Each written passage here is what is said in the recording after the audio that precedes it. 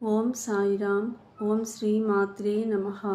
మణిద్వీపం అని తలిస్తే చాలు దరిద్రము దరిదాపునకు రాదని శాస్త్ర ప్రమాణం.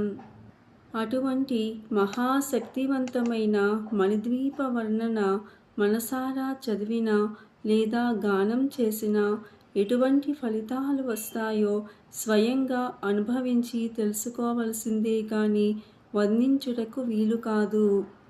మణిద్వీప వర్ణన పారాయణకు 32 రకాల పూలతో మణిద్వీప నివాసినికి అర్చన చేసి పసుపు కుంకుమ గంధాక్షతలతో సేవించిన అమోఘమైన శుభాలను పొందుతారు.